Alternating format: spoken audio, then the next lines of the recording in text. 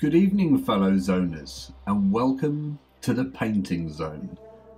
Today I'm going to tell you how I painted this Warcry Chimera. Okay, so this is probably one of the easiest paint jobs I've ever done in my entire painting career, and it's probably, I just broke it there, it's probably one of the brightest, with that dark blue and magenta or pink look to it.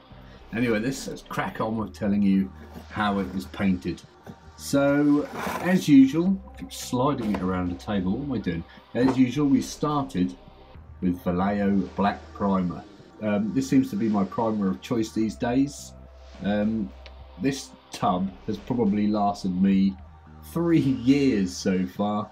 It's so much more cost effective than the expensive rattle cans. Anyway, moving on.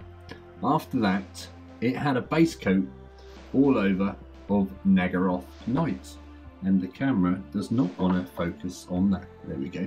Yeah, Nagaroth Night all over the body. I even finished the wings and everything. That's a pretty easy base coat. As it's a base coat as well, it covers really well. So after we did the Nagaroth Night, we then, on the upper areas of the body, on the top of the heads, you can't really see it there, on the back of the Chimera, around here, these were all dry brushed with light turquoise by Vallejo, just focusing on the higher parts of the model and just giving it a real good rub, making sure the brush was very dry so we didn't get any smearing. And that was all it was, just dry brushed the light turquoise over the top of the Nagaroth Night to get that blue fade going on. And then a really easy phase to tie it all together, Citadel Nuln Oil Shade. I just washed that over the whole thing, and that was the blue areas done. You really cannot complain about how easy that was. Moving on from there, it was time to do all the pink bits, which were these wing membranes, these crest membranes, and the tongues. My favourite bit, the tongues. Oh, nearly jumped off the table there, bit me in the leg. All the little heads had little tongues and teeth painted, and the pink of the tongues was painted with Vallejo model colour pink. Very simple. And then they were highlighted with a bit of white mixed in with the pink, and then finally just shaded over again to tie the colours together with Drucci Violet, and then they had another re-highlight of the pink and white mix, and that was it. Oh, the wing membranes on the back here, they were all dry brushed. That was all dry brushing there, from the pink to the light pink wash, and then a light pink again. Very simple.